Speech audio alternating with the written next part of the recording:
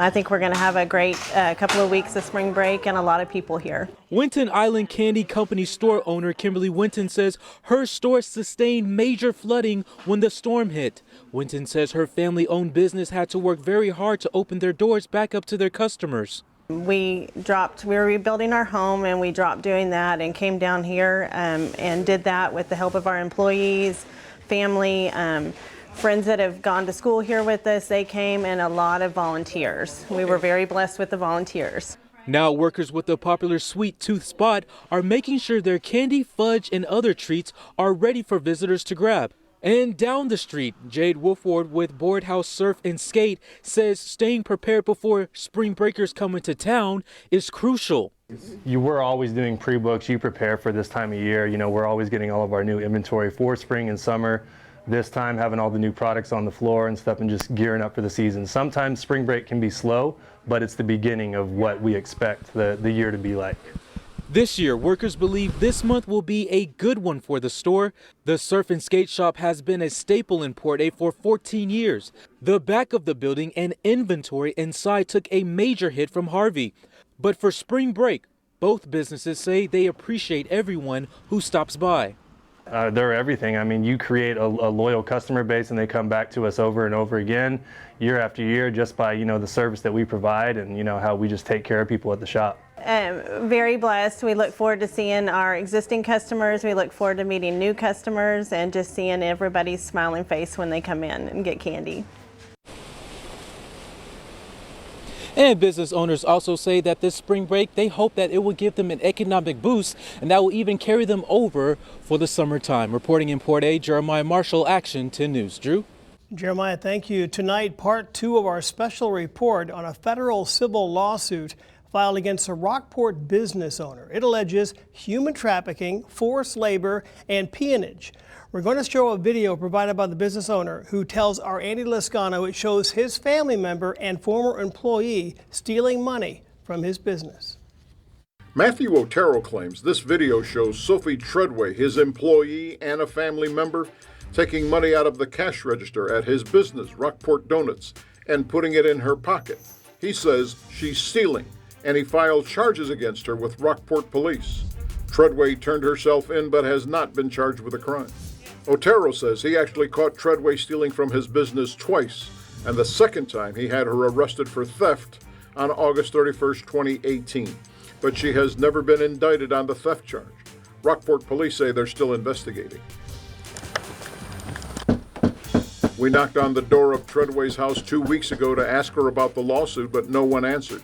She lives just 2 blocks or so from the Oteros in Rockport. We caught her stealing $67,000 from our donut shop, and that's what people don't know. You tell me, do those kind of people deserve to be in America? Hell no. Treadway's Houston-based attorney Zenos Yoon says Otero is out of line for even bringing up Treadway's arrest. And I think it's wrong for Mr. Otero to publicize and say, oh, he stole so much money in there. He couldn't prove it. Otero blames current Aransas County District Attorney Kristen Barnaby for not doing anything with this case to date. Had our current county attorney did her job as a county attorney and prosecuted her, I wouldn't be going through this mess of lawsuits. At the center of this dispute, this civil lawsuit Treadway has filed in federal court alleging human trafficking, forced labor, and peonage against Otero, his wife, Treadway's aunt, and their business. Remember, according to the lawsuit, the Oteros paid a total of $40,000 for visas so Treadway and her aunt could come to the U.S. with them from Cambodia. And once here, the lawsuit states the Oteros put them to work at the donut shop from early morning to late afternoon. Then, according to the allegations, the 2 women cooked and cleaned and took care of the Oteros' 3 children at home till late in the evening, all for $75 a month or a little more than $2 a day. Treadway's attorney calls it slavery. I mean, this is modern era. Slavery is not like so imminent back in the 50s or last centuries. So the modern slavery are a lot more subtle.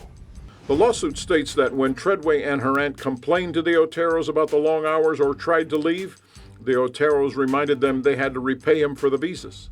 Treadway states in the lawsuit she felt trapped. every time when they try to leave, they threaten them with criminal prosecution. As you can imagine, there are many opinions being shared on social media on this. Public opinion, especially with social media now, is slander first, and let's worry about later. You know, you want to go back to the old saying, innocent until proven guilty? Of course. Never is that way. Never is that way. Andy Lascano, Action 10 News. Now, we have learned that Mrs. Treadaway's attorney has been sanctioned by a judge in this case. Treadaway is seeking compensatory and punitive damages totaling more than $1 million, according to her attorney, plus his fees. Now, the trial is set to begin in October in federal court. And a reminder that you can see our interview with the Otero's attorney right there on our website, kztv10.com. And still to come tonight on Action 10 News, police need your help identifying these thieves. Crime of the Week is next. Plus, some incoming freshmen at A&M Corpus Christi will be required to live on campus. We'll explain why when we come back.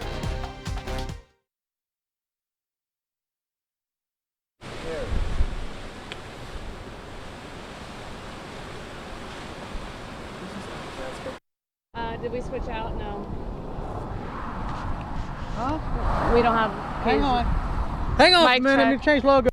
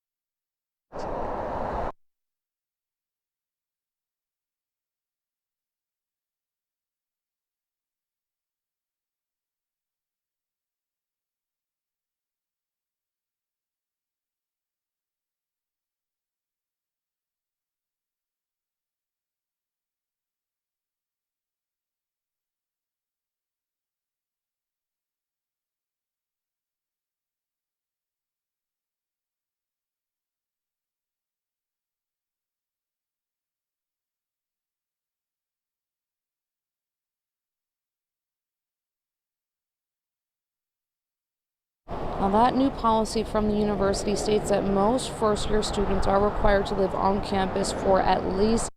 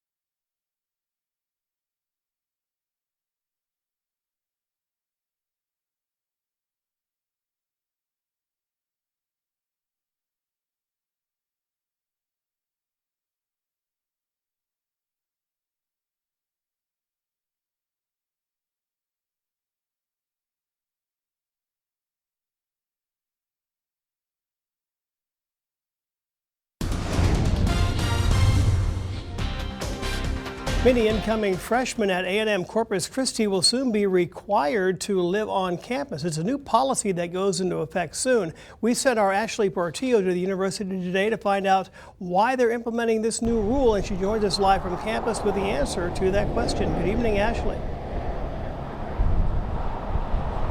Good evening, Drew. Well, students who live here in the Coastal Bend are exempt from that policy, and a university spokesperson that I talked to earlier say for those freshmen that it'll benefit them in a number of ways. Now, that new policy from the university states that most first-year students, they're required to live on campus for at least 2 semesters.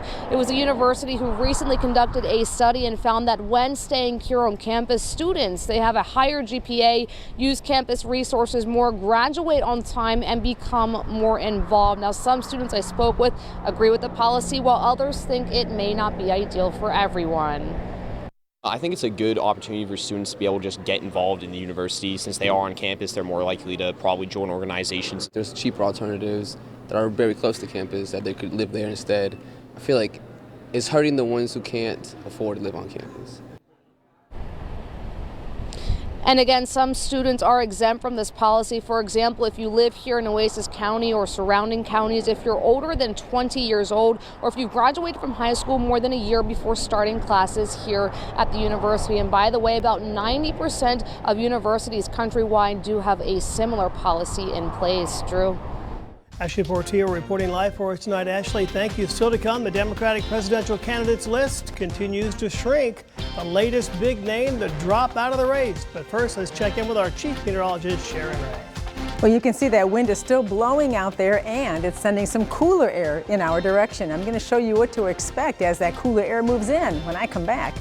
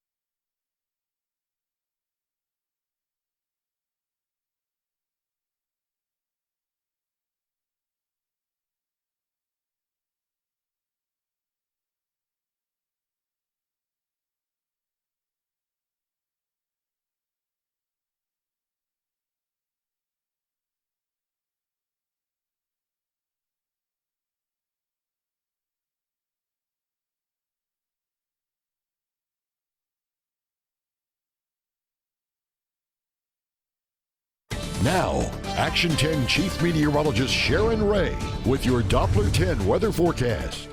Well, it has certainly been an interesting weather day here in the coastal bend. Summing up today, we started with dense fog. We had a little bit of rain go through, then the winds picked up and we had strong wind gusts up to 45 miles an hour at the Naval Air Station.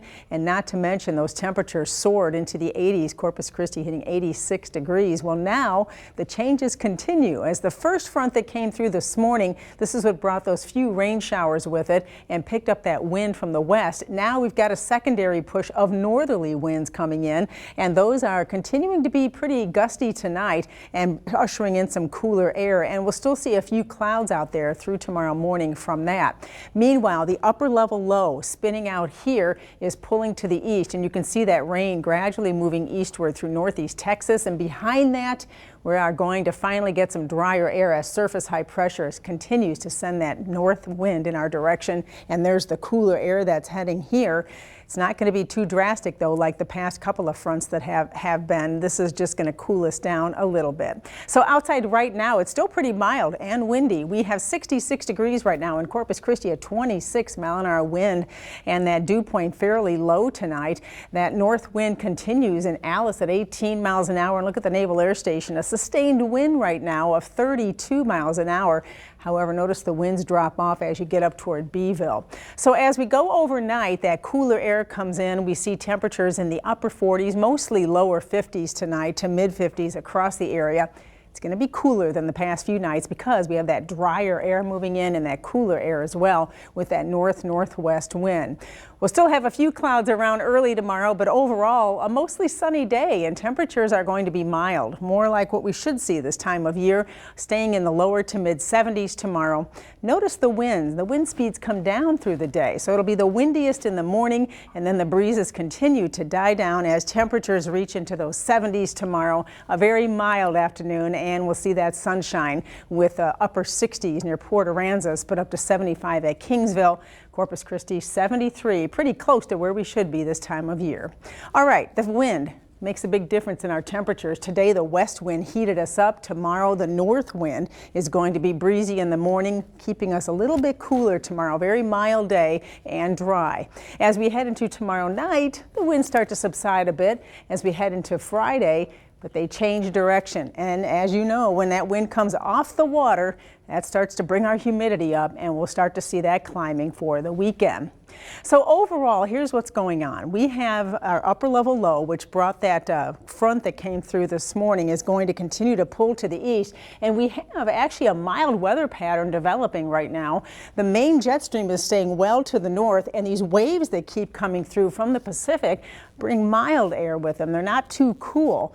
So all in all, with this type of a pattern, we are looking at a better chance of warming temperatures. In fact, we hover pretty close to normal through Saturday, and then we go up. For spring break week, it's going to be warmer out there. Temperatures climbing, not just for us, but for a good chunk of the nation. We're looking at a better chance of above average temperatures. Unfortunately, although it's going to be warmer here, as much as we need the rain, there isn't going to be much at all in the next week.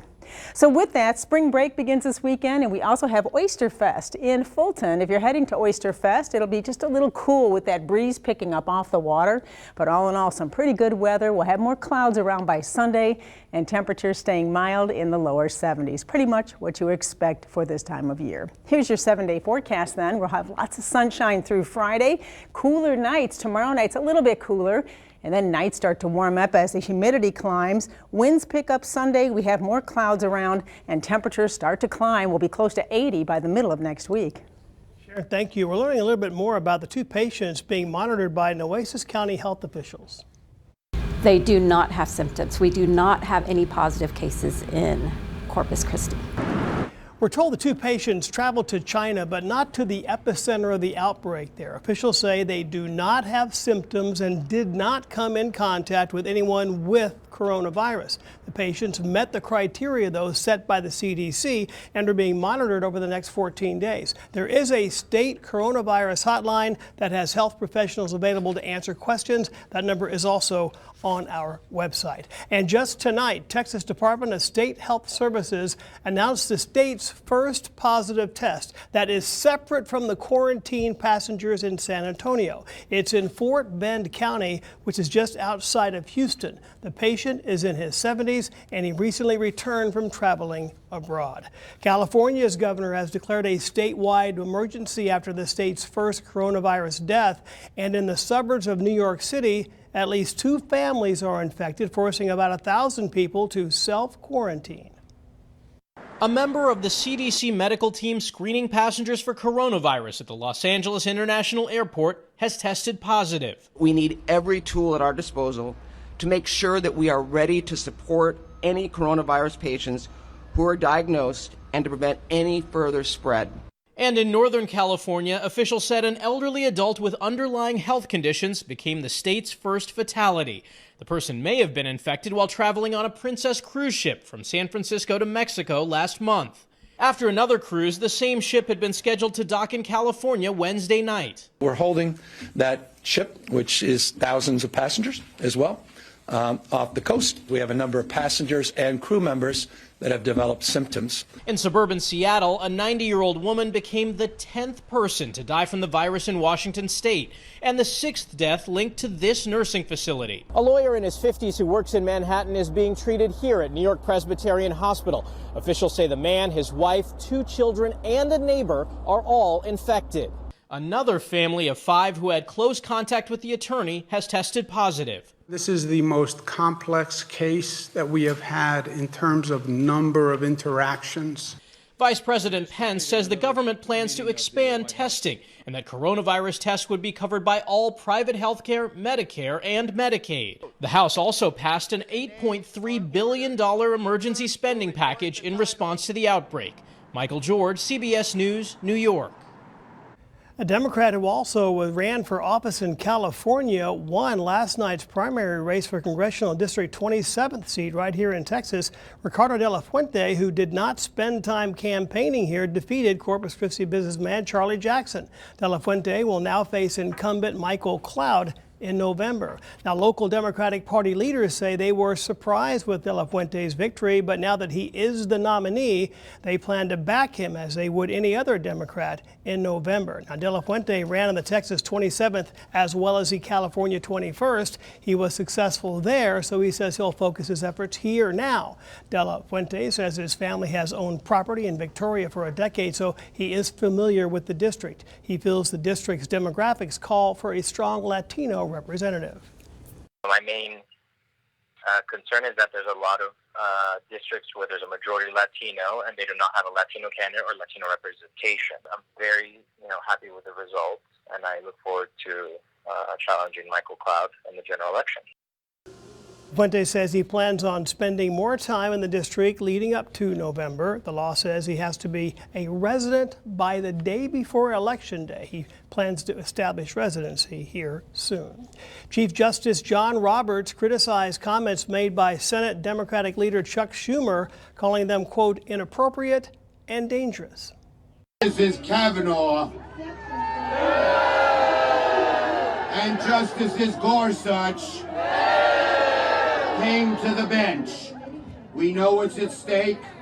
Over the last 3 years, women's reproductive rights have come under attack in a way we haven't seen in modern history.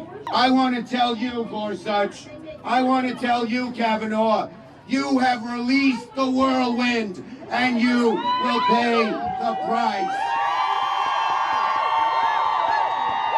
You won't know what hit you if you go forward with these awful decisions.